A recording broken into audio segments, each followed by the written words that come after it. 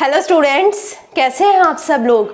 आज हम इस वीडियो में बहुत ही इंपॉर्टेंट टॉपिक डिस्कस करने जा रहे हैं फ्रॉम इलेक्ट्रोमैग्नेटिक्स और EMFT। इस वीडियो में हम डिस्कस करेंगे इलेक्ट्रिक पोटेंशियल एनर्जी क्या होती है, फिर उससे डिराइव करेंगे इलेक्ट्रिक पोटेंशियल। सो बहुत ही इंपॉर्टेंट टॉपिक्स हैं दोनों के दोनों, बहुत ही ध्यान से डेरिवेशन को देखिएगा, बहुत ही इजी डेरिवेशन है और आपको बहुत अच्छे से समझ आने वाली है।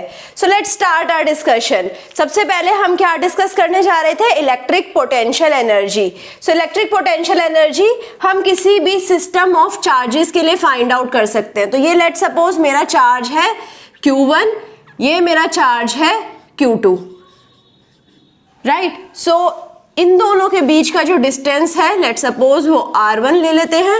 अब मैंने क्या करा, चार्ज Q2 को मूव करवाया एक नई लोकेशन पर। सो लेट सपोज यही चार्ज Q2 मूव हो गया है एक नई लोकेशन पर जिसका डिस्टेंस है अब R2, राइट। सो अब हम क्या देखने वाले हैं कि इस मूवमेंट के लिए इलेक्ट्रिक पोटेंशियल एनर्जी क्या होती है, इलेक्ट्रिक पोटेंशियल क्या होगा चार्ज Q1 के लिए। सो अब ये हमारा सिस्टम ऑफ चार्जेस है, इन दोनों चार्जेस के बीच में कुछ फोर्स रहेगा, हमें फोर्स कैलकुलेट करना है। फोर्स से हम वर्क डन कैलकुलेट करेंगे और वर्क डन से हम इलेक्ट्रिक पोटेंशियल एनर्जी कैलकुलेट करेंगे। वर्क डन से हम पोटेंशियल एनर्जी कैसे कैलकुलेट कर सकते हैं, क्योंकि वर्क डन से हम पोटेंशियल एनर्जी और काइनेटिक एनर्जी को इक्वेट कर सकते हैं। तो इस केस में दो ही एनर्जी रहेगी, क्योंकि हम चार्जेस को मूव कर रहे हैं, उसकी लोकेशन की वजह से पोटेंशियल एनर्जी होती है और उसकी मूवमेंट की वजह से काइनेटिक एनर्जी होती है। इस केस में हम सपोज कर रहे हैं कि काइनेटिक एनर्जी नहीं है, तो क्या बचेगा, सिर्फ potential energy. Let suppose potential energy को हम U ऑफ R से रिप्रेजेंट कर देते हैं, तो U ऑफ R क्या होगा, एक्सटर्नल वर्क डन, राइट। अब एक्सटर्नल वर्क डन किसके इक्वल होगा, जितना हम वर्क कर रहे हैं इस चार्ज को यहां से लेकर यहां तक ले जाने के लिए, उतना ही ऑपोजिट डायरेक्शन में हमारे सिस्टम में इलेक्ट्रिक वर्क डन हो रहा है। तो I can say work done external plus work done electric is equal to 0, which means work done external will be equal to minus electric work done, right। तो यहाँ पर work done external निकालने के लिए मैं क्या find out कर सकती हूँ, मैं electric work done find out कर सकती हूँ और electric work done के आगे नेगेटिव साइन लगा देंगे तो हमें इलेक्ट्रिक पोटेंशियल एनर्जी मिल जाएगी। और सारे सिस्टम के लिए हमने क्या कंसीडर करा है कि काइनेटिक एनर्जी 0 है। तो अभी हमें U ऑफ R निकालना है, उसके लिए हमें इलेक्ट्रिक वर्क डन निकालना पड़ेगा। लेट सपोज जब ये मूवमेंट हो रही थी, इस मूवमेंट के लिए ये जो पूरा डिस्टेंस है इस पर हमने एक छोटा सा डिस्टेंस ले लिया है dr, राइट। सो dr के लिए हम पहले वर्क डन निकालेंगे, स्मॉल वर्क डन dw निकालेंगे एंड फिर स्मॉल वर्क डन को इंटीग्रेट कर कर हम फुल इलेक्ट्रिक वर्क डन निकाल देंगे। जैसे ही हमारे पास फुल इलेक्ट्रिक वर्क डन आ जाएगा उससे हम इलेक्ट्रिक पोटेंशियल एनर्जी निकाल लेंगे बड़े आराम से। So let's start our discussion. We know Coulomb's law के अकॉर्डिंग फोर्स को कैसे रिप्रेजेंट करते हैं, फोर्स होता है K Q1 Q2 upon R square और डायरेक्शन क्या होती है, force is a vector quantity, direction हम रिप्रेजेंट करते थे AR से। AR कौन सा होता है direction, line joining Q1 and Q2। तो अगर ये Q1 है और Q2 है, इसी लाइन के अलोंग हमारा AR होगा, राइट। तो ये चीज तो हमें ऑलरेडी क्लियर है। सो अगर हमें DW निकालना है, DW क्या होगा, वर्क डन क्या होता है, फोर्स इनटू डिस्प्लेसमेंट। सो अब फोर्स क्या है, फोर्स के Q1 Q2 upon R square, right. अब इसको मल्टीप्लाई किससे करेंगे, स्मॉल डिस्टेंस जो कि है dr।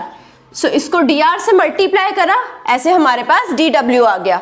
अब dw को इंटीग्रेट करेंगे, अब कहाँ इनिशियल पोजीशन थी Q2 की R1 और फाइनल पोजीशन है R2।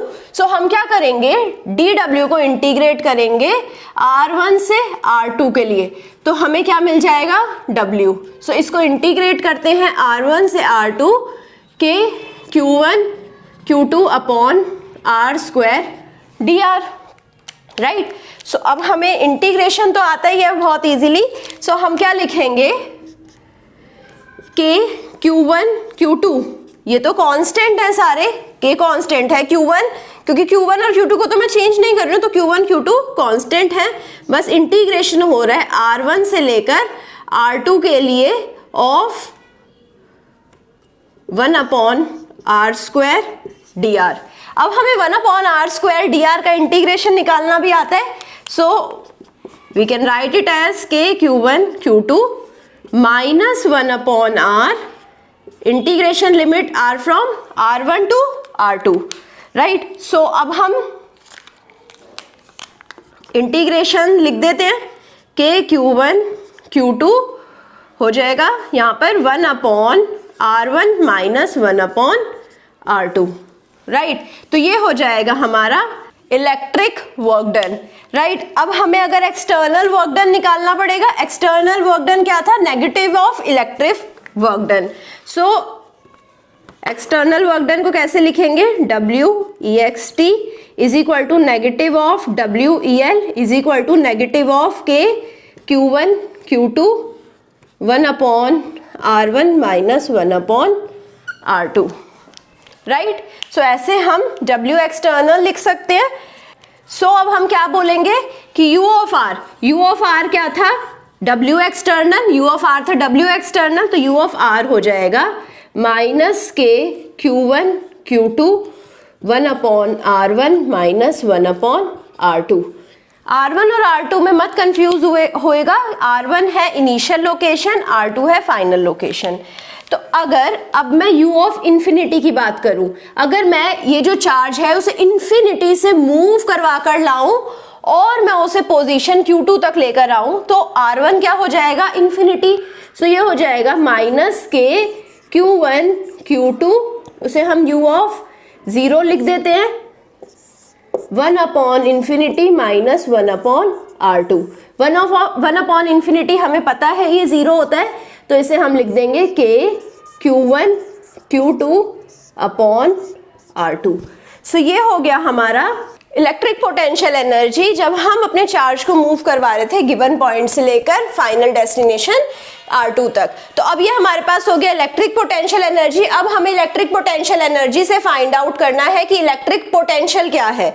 सो इलेक्ट्रिक पोटेंशियल एनर्जी और इलेक्ट्रिक पोटेंशियल का रिलेशन होता है U of R upon Q2 will be equal to V of R। तो U ऑफ R हमें पता है, U ऑफ R की इक्वेशन ये है, इसको डिवाइड करेंगे Q2 से तो हमें V ऑफ R मिल जाएगा। तो लेट्स पुट इट। सो ये हो जाएगा K Q1 Q2, negative sign मैं अंदर ले जाती हूँ तो नेगेटिव साइन जब यहाँ अंदर चला जाएगा तो 1/r2 minus 1/r1 upon Q2। सो Q2 और Q2 कैंसिल आउट हो जाएंगे और यहाँ पर हमारे पास बचेगा K Q1 1/r2 minus 1/r1। सो ये हो जाएगा V of R। Again electric potential जो फाइंड आउट करते हैं तो उसमें हम इनिशियल लोकेशन चार्ज की इन्फिनिटी पे रखते हैं। So let's put R1 is equal to infinity. सो V हो जाएगा K Q1 1/r2 minus 1/infinity, तो जो कि हो जाएगा K Q1 upon R। Let's suppose अब हमारे पास सिस्टम ऑफ चार्जेस है, बहुत सारे चार्जेस रखे हैं और सारे चार्जेस की वजह से अगर हमें पोटेंशियल निकालनी है so then final potential will be equal to K summation of Q upon summation of R, which means K तो कांस्टेंट ही रहेगा, समेशन ऑफ Q सारे चार्जेस का अरिथमेटिक सम और अपॉन समेशन ऑफ R। अब V क्योंकि हमारा scalar quantity है, इसके साथ में कोई डायरेक्शन नहीं होगी और V को हम very easily with this formula denote कर सकते हैं। अब फाइंड आउट करते हैं relation between electric field intensity and potential. So potential तो हमें फॉर्मूला पता ही है, relation between E and V। तो हमें पता है U ऑफ R क्या था, negative of external work done, और एक्सटर्नल वर्क डन हमने कैसे फाइंड आउट करा था, इलेक्ट्रिकल वर्क डन, और इलेक्ट्रिकल वर्क डन क्या था F into dr, right. So अब यहाँ पर F को कैसे लिख सकते हैं? F को लिख सकते हैं in the terms of electric field minus E dot Q dot dr। So this is how मैं रिप्रेजेंट कर सकती हूँ U ऑफ R को। अब U ऑफ R का V ऑफ R से क्या रिलेशन है? U of R upon Q is equal to V of R, which implies V of U of R क्या हो जाएगा? V of R multiplied with Q। So अब U of R की value डाल देते हैं यहाँ पर और यहाँ पर इस इक्वेशन को पुट कर देते हैं। सो U ऑफ R की वैल्यू क्या है? V of R into Q। ये किसके इक्वल था? Minus E dot Q dot dr। सो Q से Q कैंसिल आउट हो गया। सो V ऑफ R सिंपली होएगा माइनस E डॉट dr। अगर अब हमारे को टोटल वोल्टेज निकालना है सो वी कैन इंटीग्रेट। सो इसे हम इंटीग्रेट कर देंगे R1 से लेकर R2 तक और यहाँ पर रहेगा E डॉट dr। सो ऐसे हमें पोटेंशियल और इलेक्ट्रिक फील्ड इंटेंसिटी के बीच में रिलेशन मिल जाता है। सो आई होप आपको ये समझ आ गया होगा। सो अब हम फाइंड आउट करते हैं इक्वी पोटेंशियल सरफेस क्या होता है। ये अगर हमारा कोई चार्ज है यहाँ पर प्लेस्ड, चार्ज के सराउंडिंग में हमारे पास इलेक्ट्रिक लाइन ऑफ फोर्स रहती हैं।